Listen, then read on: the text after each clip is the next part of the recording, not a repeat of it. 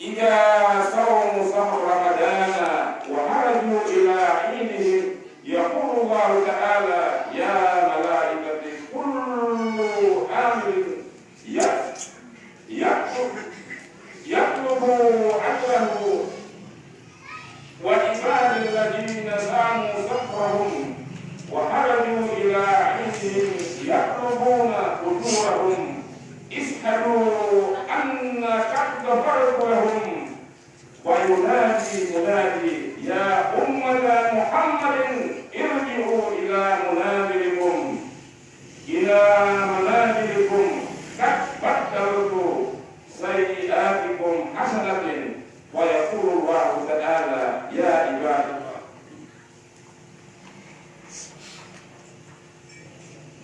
يا عبادي صمتم لي وأفطرتم لي فقوموا مغفورا لكم. Yang artinya apabila orang-orang itu telah selesai berpuasa pada bulan Ramadan lalu keluar menuju masjid untuk melaksanakan salat Idul Fitri, maka Allah Ta'ala berfirman, wahai malaikatku, setiap yang beramal tentu mengharapkan atau meminta pahalanya. Dan sekarang hamba-hambaku telah berpuasa sebulan penuh dan keluar menuju masjid untuk melaksanakan hari raya, juga meminta pahala mereka. Maka saksikanlah olehmu sekalian bahwa aku benar-benar telah mengampuni mereka. Kemudian suatu panggilan memanggil, hai umat Muhammad, kembalilah kalian ke rumah masing-masing. Sesungguhnya kesalahan-kesalahan kalian telah diganti dengan kebaikan.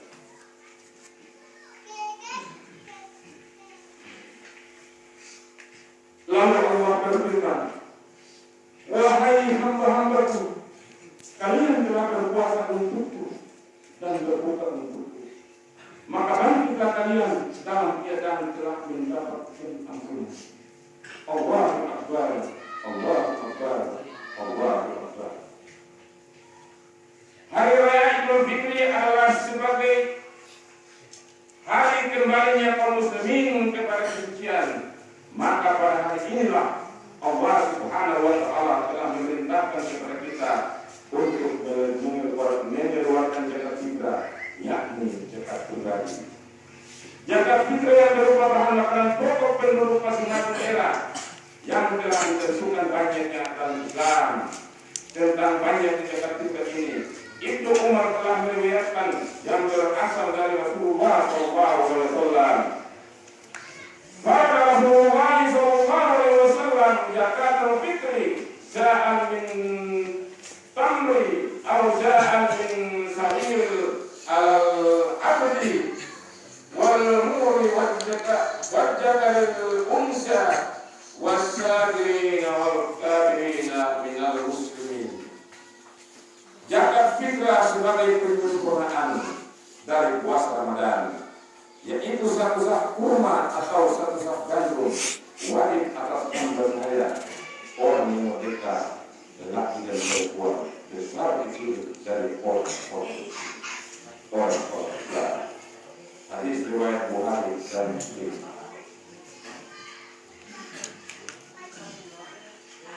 Hadis di atas memberikan pengertian tentang wajibnya zakat fitrah serta kejelasan banyaknya yang harus dikeluarkan bagi tiap-tiap jiwa.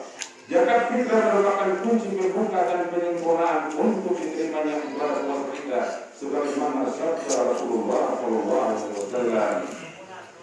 Syahrul Ramadan mu'allaqu baina as-samaa'i wal ardh wa la yurfa'u ila Allah illa bijakatil fitri. Bulan Ramadan tergantung di antara langit dan bumi dan tidak akan diangkat ke hadapan Allah kecuali dengan zakat fitrah. Hadis riwayat Ibnu Sa'id. Zakat fitrah adalah suatu kewajiban yang harus ditunaikan pada waktu yang telah ditentukan, yaitu mulai terbenamnya matahari akhir bulan Ramadan sampai sebelum dilaksanakannya salat Idul Fitri. Dalam hal ini Nabi Muhammad SAW memberikan penegasan dengan sabdanya, pada Rasulullah SAW zakatul fitri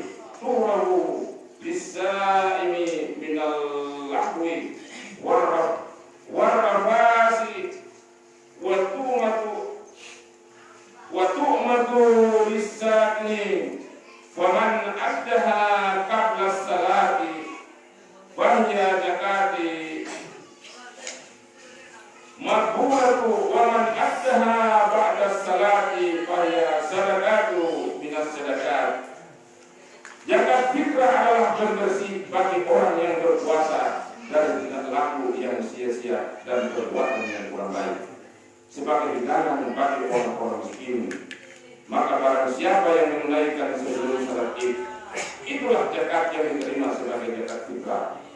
Dan barang siapa yang menunaikan sesudah salat Id, maka itu adalah sedekah biasa, sebagaimana sedekah-sedekah yang lain.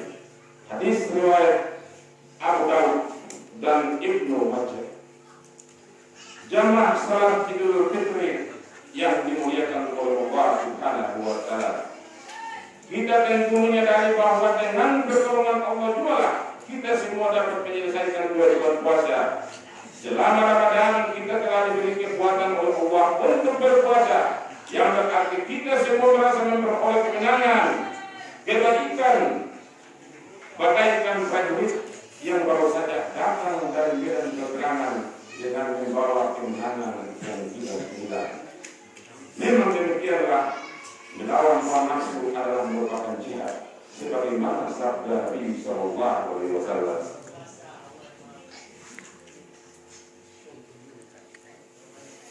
Al-muhajiru man hajara suwa wal mujahidu man jahada Al-muhajir atau orang yang hijrah ialah orang yang meninggalkan kejahatan, sedangkan al-mujahid yaitu orang yang jihad atau orang yang berani melawan hawa nafsunya. Allahu Akbar, Allahu Akbar, Allahu Akbar. Dalam suasana lebaran yang penuh kegembiraan ini perlu kita tingkatkan kesadaran kita bahwa kita sebagai manusia yang hidup bermasyarakat harus menanamkan sifat saling bantu-membantu, sikap gotong royong dan saling tolong-menolong. Hilangkan sifat egoisme atau mementingkan diri sendiri tanpa memperdulikan kepentingan orang lain. Jangan asal dirinya sudah kenyang, berkecukupan, selamat dan bahagia, lalu tidak memperdulikan orang lain. Rasulullah SAW bersabda, "La yu'minu ahadukum hatta yuhibbu li akhihi ma yuhibbu li nafsi."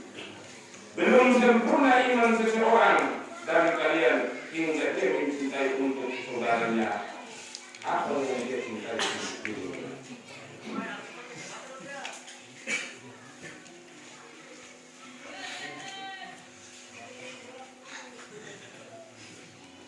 Oleh karena itu, marilah kita jadikan hari raya Fitri ini sebagai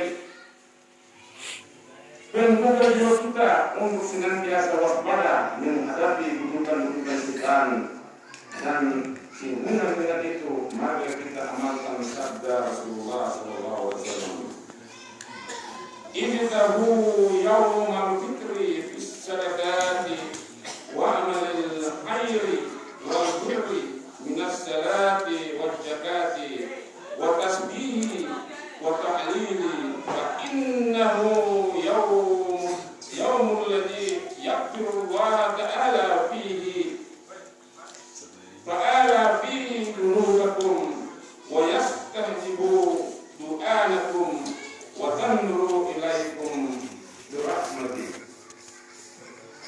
Usahakanlah pada hari raya untuk menunaikan zakat dan melakukan amal-amal kebaikan dan kebaikan seperti salat, zakat, bertasbih dan bertahlil. Karena sesungguhnya hari raya itu ialah hari di mana Allah Ta'ala mengampuni dosa-dosa kalian dan memperkenankan doamu sekalian serta memandang kamu sekalian dengan rahmat.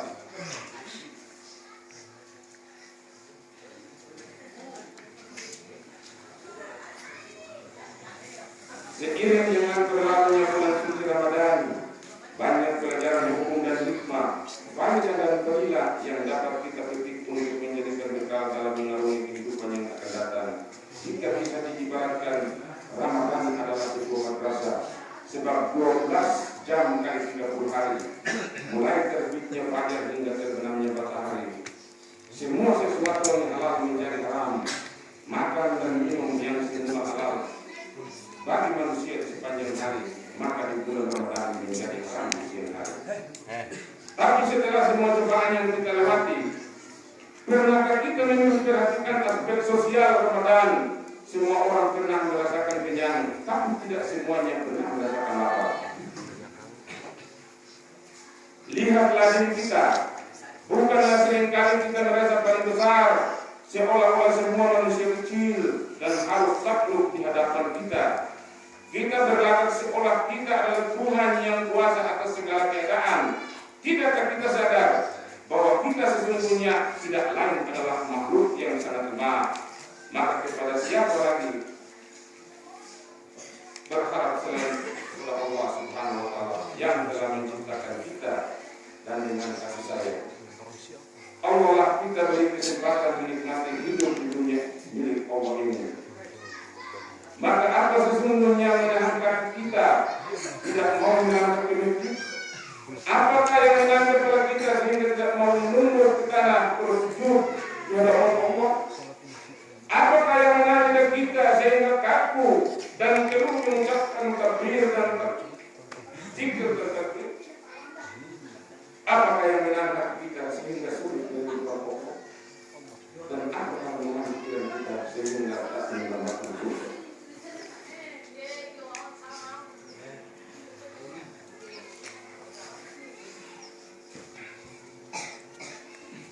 Berbahagialah kita karena hingga saat ini kita dimuliakan oleh Allah untuk bersujud rukuk di hadapan Allah.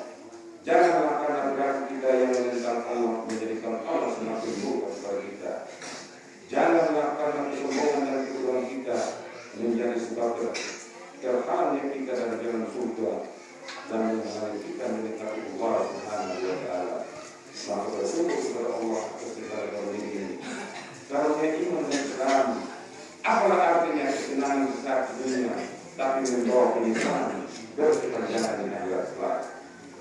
Dengan Islam atau justru semakin jauh, hanya hidup kita menanti akan menyesal.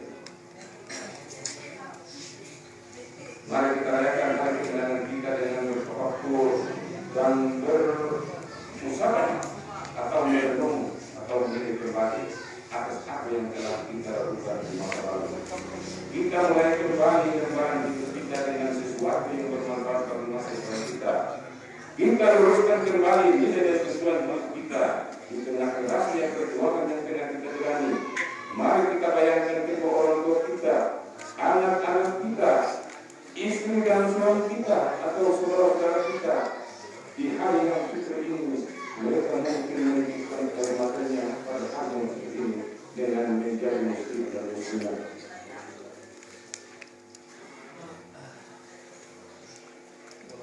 Selalu berjalan pada koridor pertama Islam Tuhan diri. Allahu Akbar, Allahu Akbar, Allahu Akbar. Pada hari ini kita melihat anak-anak dan adik-adik kita turun ke jalan dengan berpakaian serba baru, mulai dari kaki hingga ke kepala. Mereka begitu bahagia dengan menunjukkan kepada teman-temannya. Ada yang bilang aku punya harganya mahal, ada yang bilang aku punya adalah pemberian dari paman, yang lain bilang sepatuku adalah pemberian dari ibu, yang lain bilang aku punya diberikan ibuku sendiri. Mereka sangat bahagia dengan pakaian baru itu. Kegembiraan itu ada terlihat anak lain yang kecil-kecilnya seperti mereka. Dia sedih sambil merenung, bahkan menyusulkan air mata karena mereka telah kehilangan orang tuanya. Di saat teman-temannya sibuk memilih dan mengurusi pakaian baru lebaran, tapi ia hanya bisa menundukkan kepala.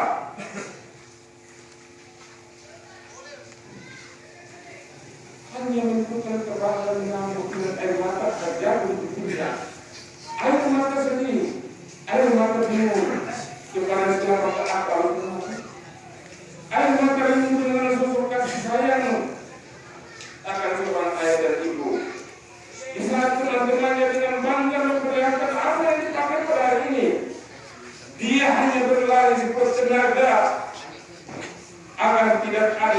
tahu bahwa ia menahan rasa sedih yang teramat dalam. Dari jauh ia hanya menatap teman-teman di balik dinding rumah yang usang. Ia menusuk air mata sambil berkata, "Ibuku, ayahku, di manakah engkau? Di manakah engkau, ayah? Aku rindu pelukan hangat dan kasih sayangmu, ibu.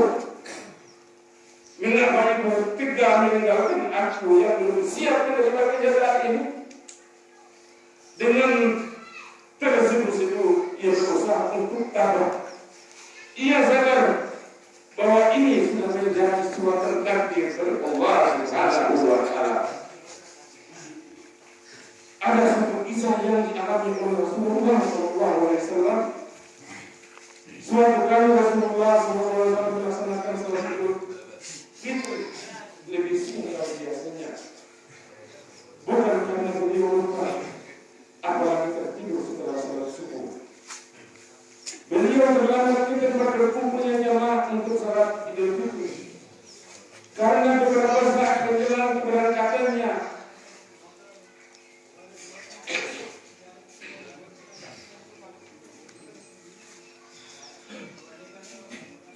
beliau mendapati seorang anak yang bermurung beruja di tengah teman-temannya yang lain yang lagi asik bermain dan bersuka cita. Mendapati situasi seperti itu, beliau menghampiri anak tersebut, lalu mendekapnya dan dielus-elus kepalanya. Setelah cukup mendapatkan kehangatan, beliau lalu bertanya, "Wahai anakku, mengapa kamu bersedih hati di saat teman-temanmu bersuka? Di mana rumahmu? Siapa orang tuamu?" Dengan mata yang nyata anak kecil itu menjawab, "Ibuku telah meninggal, sedangkan ayahku entah kemana. Kini aku hidup bersama kakek dan nenek yang sudah tua dan tidak punya apa-apa." Rasulullah SAW lebih hangat. Rasulullah SAW mendekat lebih hangat lagi, lalu bertanya, "Maukah kau jadikan aku sebagai ayahmu, Aisyah sebagai ibumu, sedangkan Fatimah dan Ali sebagai bibi dan pamanmu?" Beliau lalu membimbing anak itu ke rumah, lalu meminta agar Aisyah memandikannya, membersihkan kotorannya, dan memberinya pakaian terbaik yang dimiliki. Anak kecilnya berpakaian kotor dan berwajah muram itu seketika berubah penampilannya. Ia kini kelihatan bersih dengan rambut yang tersisir rapi.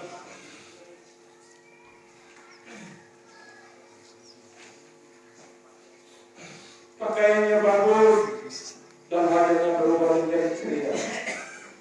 Ia keluar dari rumah Rasulullah SAW sambil berteriak-teriak kepada teman-temannya, "Akulah anak yang hari ini paling berbahagia. Muhammad telah menjadi ayahku, Aisyah menjadi ibuku, sedangkan Fatimah dan Ali menjadi bibi dan pamanku. Sungguh tak terkira bahagianya anak itu, kebahagiaan yang tak terlukiskan dengan kata-kata. Allahu Akbar, Allahu Akbar, Allahu Akbar, walillahil hamd."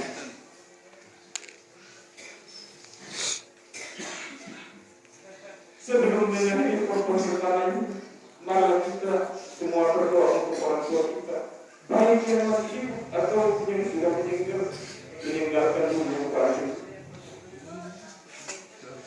Pada hari ini ada sebersih rasa haru yang muncul di hati kita ketika kita mendengar takbir yang dikumandangkan dengan orang tua kita. Karena takbir atau pagi-pagi. Pada hari ini biasanya kita berkumpul dengan keluarga besar kita. Kita yang masih jadi punya orang tua biasanya datang dan turut bersimpu di hadapannya. Saya menyampaikan permohonan ampun dan maaf atas kesalahan dan kehilapan kita sebagai anak yang terkandung, berbuat dan berkata yang menyakitkan hati mereka.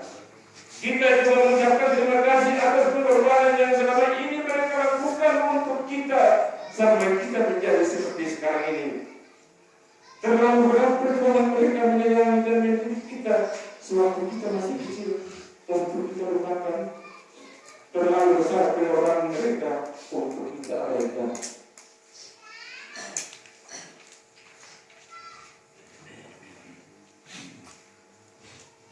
Allahumma ya Allah, ampunilah dosa-dosa kami dan dosa kedua orang tua kami.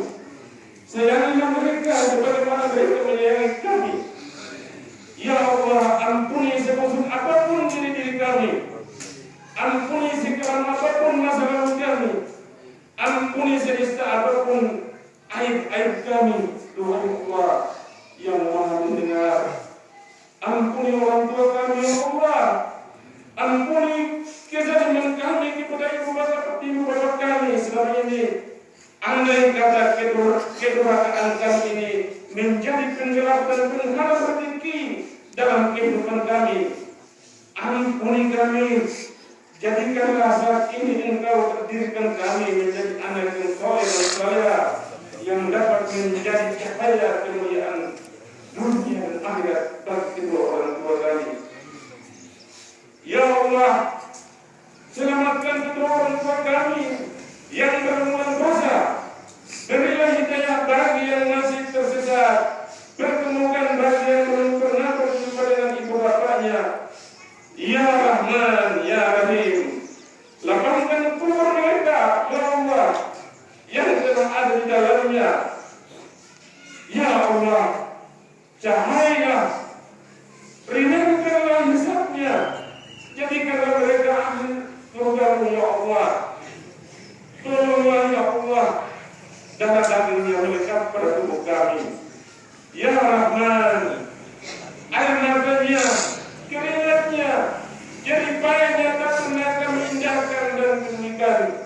Ya Rahim, golongkan kami menjadi anak yang tahu balas budi dan balas jasa. Ya Allah, Ya Aziz, rendahkanlah suara kami bagi mereka. Berindahlah ucapan kami di depan mereka. Lunakkanlah watak kami terhadap mereka dan lembutkanlah hati kami untuk mereka. Berilah mereka balasan yang sebaik-baiknya atas didikan mereka kepada kami dan pahala yang besar atas kesayangan yang mereka limpahkan kepada kami. Pelihara mereka sebagaimana mereka memelihara kami. Ya Allah, Ya Rahim, apa saja gangguan yang telah mereka rasakan atau kesusahan yang mereka derita karena kami atau hilangnya sesuatu hak mereka karena perbuatan kami,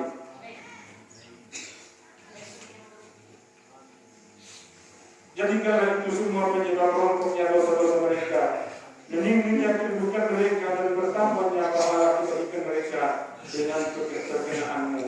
Ya Allah, sebab hanya Engkau yang berhak membalas kejahatan dengan kebaikan berlipat ganda. Ya Allah, bila maghfirah-Mu telah mencapai mereka sebelum kami, izinkanlah mereka menjadi syafaat untuk kami. Tetapi jika maghfirah-Mu terlebih dahulu mencapai diri kami, maka izinkanlah kami menjadi syafaat untuk mereka sehingga kami semua berkumpul. Ya Allah, berilah kami peluang untuk menghadap. Berilah kami peluang untuk mendekat kepada mereka dengan dekapan kasih sayang. Berilah kami waktu untuk berbakti kepada mereka sebelum mereka menghadap kepada-Mu. Izinkan kami membasuh tempat sujud kami dengan air mata penyesalan akan kelalaian dan kedurhakaan kami bersama dengan santunan-Mu di tempat kediaman yang dinaungi kemudian ampunan serta rahmat-Mu.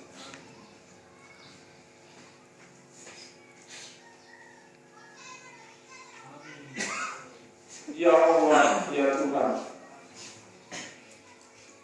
mencintai kedamaian, jadikanlah desa kami ini yang lebih kokoh dalam kesatuan, lebih makmur dalam kedaulatan, jauhkanlah dari dari musibah dan bencana. Selamatkan dari perpecahan dan permusuhan. Limpahkanlah kepada kami rasa keadilan dan kemakmuran yang merata, rasa keadilan yang terbanding dan berdikasi. Tegakkan keadilan negeri yang tercinta ini, terutama desa kami sebenar-benarnya dan seadil-adilnya.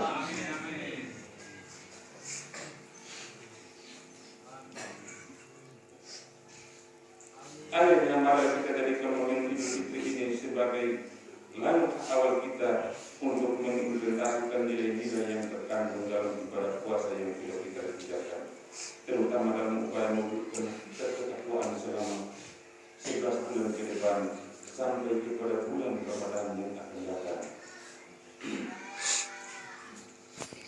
Demikianlah persingkat ini, mudah-mudahan dapat bermanfaat bagi kita semua yang ada di sini. Semoga kita senantiasa mendapat pertolongan Allah untuk dapat melaksanakan sehingga dapat tetap istiqamah dalam ketaatan dan ketakwaan. Amin ya rabbal alamin.